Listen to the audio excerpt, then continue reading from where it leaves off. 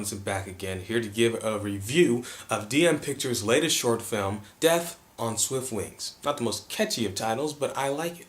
Now, the first movie, Clash of Criminals, had several issues and several highlights. I did a review of it, and I said that the worst thing about the movie probably was the acting and editing, and that the best thing about the movie is probably the concept and fight scenes.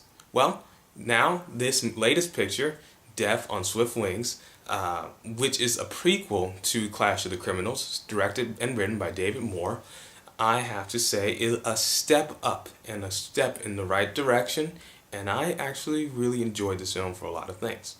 Now, first of all, let me get to the good stuff about this movie. The script is a lot better from last time. And I'm not just talking about the concept. The actual dialogue and how the plot develops is a lot stronger and a lot better than Clash of the Criminals. Last time with Clash of the Criminals, I felt that David Moore's character, Eric Snipes, really was one-dimensional. He had the same goal throughout the entire movie, and it was kind of boring, the fact that he didn't really develop. This movie gets a little bit different, and even though he's still not necessarily basked in all this deep kind of character development, I found the film quite enjoyable, and I think that David Moore, playing Eric Snipes, the lead character and actor, I felt he's improved greatly from his last picture as far as acting. Before, he was just barely adequate, but I would say now he's really stepped up his game. The last movie, acting was the weakest part, and you know what? I'm gonna say that acting is not the weakest part of this film. In fact, it's improved greatly. Matt Wolf, who plays Wolfgang, has a very small part. He plays the lead villain, and I thought he did an okay job. But let's break down, what is this movie about? Self-described here on YouTube, it is described as Eric Snipes tracks down a gang of serial killers led by a maniac named Wolfgang. And the first movie took place in Wisconsin. This movie apparently takes place in Kansas. Now, I'm not sure if he actually filmed in Kansas for this movie. Regardless, it's interesting. Interesting location, and there's a lot of cool stuff in it.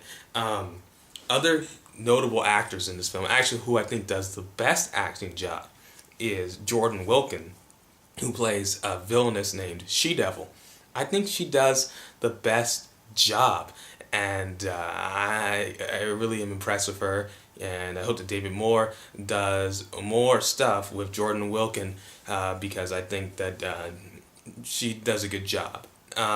Also, Molly Anderson, I liked her the first time she appears in the movie because she's pretty solid in this film. Towards the end of the movie, I think some of the lines of dialogue, weren't written as well for her, and thus she came off a little bit wooden, but that's not necessarily her fault. Also, a small note to David Moore, who kisses Molly Anderson in this movie. Is that your girlfriend? Because if so, and if she's not your girlfriend and you just got to kiss a girl, still, good job. Anyway, fight scenes. Even though that was one of the highlights of the first movie, they get better in this one. A lot more fluid. The direction and directing of these fight scenes is a lot better. A lot more violent. Better makeup done with the blood work and things of that nature. His name escapes me for the life of me, but the actor who plays the guy who kind of basically gives him the whole. Once Eric Snipes gets deep into the movie, like the second half of the movie, and he kind of talks about how he has a personal vendetta against Wolfgang and his group of serial killers. His story was interesting, but it didn't necessarily. It tied into the story, but there was a lot left to be had with his character, I felt. But there might be more with the franchise. I don't know. It was interesting.